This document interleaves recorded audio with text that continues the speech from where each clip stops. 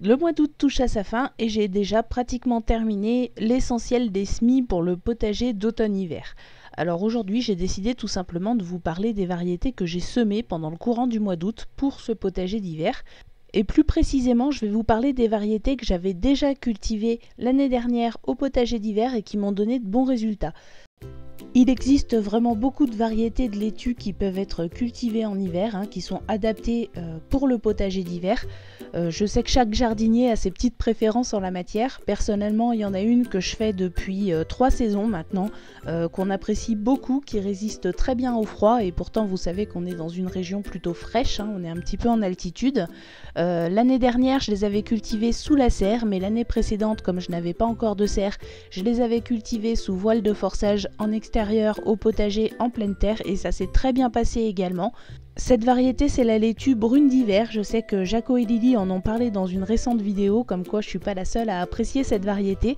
Elle résiste très bien au froid, comme je vous le disais. Donc pour le semis de laitue, je procède un petit peu toujours de la même façon. Je vous l'ai déjà montré, je vous l'ai déjà expliqué, mais pour ceux qui arrivent sur la chaîne récemment, je vais quand même le redire. Donc je fais mes semis en terrine ou en barquette. Une fois que les petites laitues ont leurs premières feuilles, je les repique individuellement en godet. Alors je sais que certains vont dire que ça fait une manipulation supplémentaire inutile, mais moi je trouve pas. Je trouve que quand on fait comme ça, les laitues se développent vraiment bien et plus vite. Donc du coup, ça permet de les repiquer au potager quand elles ont déjà une belle taille, ce qui est vraiment intéressant à cette saison puisque, je le rappelle, avec le retour de l'humidité et de la fraîcheur, c'est également le retour des limaces, et donc repiquer les laitues quand elles sont un petit peu plus grosses, c'est quand même vraiment pas mal. Voilà, donc personnellement, la laitue brune d'hiver, c'est une variété que j'apprécie beaucoup, qu'on a semée l'année dernière en septembre et qu'on a commencé à récolter début mars. Donc c'est vraiment intéressant de pouvoir déjà récolter des laitues début mars, c'est vraiment appréciable, et en plus c'est une variété que personnellement je trouve vraiment très bonne. Avec le retour de la fraîcheur et de l'humidité, on peut recommencer à semer des radis. C'est vrai que c'est un petit peu plus compliqué quand il fait très chaud et très sec, les radis. À cette période, on a l'habitude plutôt de semer les variétés d'hiver, comme le radis noir ou le radis rose de Chine. Personnellement, j'ai essayé plusieurs fois, je suis pas hyper fan du radis noir, ou des gros radis. Donc du coup, j'ai tout simplement refait le très classique, mais toujours très réussi radis de 18 jours. Donc j'en ai ressemé en août et je vais en refaire bien sûr encore une ou deux séries en septembre pour en profiter le plus longtemps possible dans la saison. Alors les carottes, j'en ai pas trop eu cette année, en fait pratiquement tous mes semis se sont fait dévorer par les limaces, donc on en a très peu mangé, mais de toute façon la carotte c'est plutôt un légume que j'ai envie de cultiver et de consommer en hiver, pas tellement en été, c'est pourquoi j'aime bien plutôt faire des semis tardifs. Pour des semis à cette période de l'année, il est conseillé de préférer les variétés courtes ou rondes, ou alors très précoces, qui sont plus adaptées à des semis tardifs. Pour ma part, j'ai choisi la même variété que j'avais semée l'année dernière à cette période de l'année et qui avait très bien marché, c'est la variété Amsterdam's Back. C'est une variété à racines courtes et minces, sans cœur, qui peut être cultivée en mini-légumes et qui se prête bien à la culture tardive. Alors le chou, c'est un peu la star du potager d'hiver, c'est le légume qui supporte parfaitement bien le froid, le légume qui peut passer l'hiver dehors, en tout cas pour de nombreuses variétés. Cette année, j'ai choisi de semer du chou cabu cœur de bœuf, du chou de Milan, donc chou frisé, et également du chou chinois petsai. Je tiens quand même à parler également de tous les choux kale, incluant le chou palmier noir de Toscane, les choux kale frisés et tous ces choux non paumés qui supportent très très bien le froid, qui peuvent être semés au printemps ou à l'automne et récoltés pendant toute la saison hivernale, qui supporteront vraiment, même dans les climats les plus rudes, de passer l'hiver dehors en pleine terre. Donc les choux, c'est vraiment un légume à ne pas négliger à cette saison.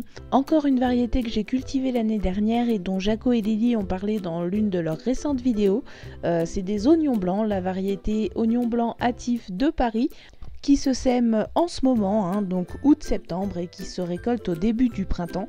Une variété vraiment super bonne que personnellement j'ai beaucoup appréciée et que je vous conseille d'essayer. Et je vais maintenant vous parler d'un légume que je ne mangeais pas, que je n'aimais pas avant de goûter ceux du potager. J'en ai cultivé pour la première fois à l'automne dernier et je peux vous dire que quand je les ai récoltés et dégustés, je me suis régalée. Pourtant, je voulais vraiment pas en entendre parler. Et ce légume, c'est le navet. J'ai cultivé l'année dernière la variété navet rave hâtif d'Auvergne, mais il existe d'autres variétés, dont le célèbre navet boule d'or. Pour ma part, j'ai beaucoup aimé cette variété, le navet rave hâtif d'Auvergne. Récolté jeune, il est vraiment super bon, juste sauté comme ça à la poêle.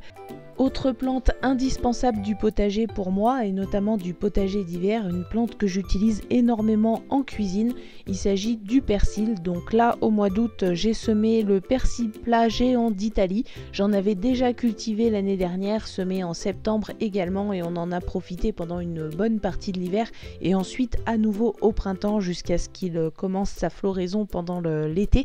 En tout cas, c'est une variété que j'ai beaucoup appréciée et que je refais avec plaisir au potager cette année. Maintenant que la fraîcheur et l'humidité sont un petit peu revenus, il est temps de faire revenir un des légumes que personnellement j'adore cultiver et que surtout j'adore consommer quand il vient du potager parce que son goût est vraiment incomparable avec tout ce qu'on peut trouver en magasin et même au marché. Il s'agit de l'épinard. Alors au printemps, je sème l'épinard matador, mais à cette période de l'année, celui que je sème, c'est l'épinard géant d'hiver. Une variété qui produit des grandes feuilles et qui fonctionne très bien chez moi à cette saison. Et pour finir cette vidéo, je vais vous parler d'une variété que je cultive pour la première fois, après un échec avec un semis de printemps qui, à mon avis, n'a pas fonctionné parce que la plante n'a pas du tout apprécié la forte sécheresse qu'on a eue cette année. Je retente ma chance là maintenant, donc août-septembre. J'ai fait un premier semis en août, je vais en refaire un deuxième en septembre. Sur les conseils de Loulou, de la chaîne Potager en permaculture de Loulou, cette plante c'est le fenouil. J'ai choisi la variété fenouil doux de Florence et j'espère avoir un peu plus de succès avec ce semis de fin d'été que je n'en ai eu au printemps. Voilà, je pense que j'ai à peu près fait le tour des variétés que j'ai semées pendant le courant de ce mois d'août. Pour certaines, je vais refaire encore des semis pendant le mois de septembre de façon à échelonner les récoltes. N'hésitez pas en commentaire à me dire ce que vous avez semé, si vous avez l'intention de faire le potager d'hiver, à me donner pourquoi pas des idées de variétés à cultiver, hein. Il est encore temps, on a encore tout le mois de septembre pour pouvoir préparer ce potager d'hiver. Je sais que personnellement j'aime beaucoup faire le potager d'hiver, c'est une saison à laquelle on n'a pas à se préoccuper des arrosages, etc. Et puis ça incite à mettre un petit peu le nez dehors pendant cette saison où on n'a pas toujours très envie de sortir. Moi je trouve que ça fait du bien de prendre un peu l'air même quand il fait froid dehors. En tout cas j'espère que cette petite vidéo vous a plu et en attendant la prochaine, moi je vous dis à très bientôt.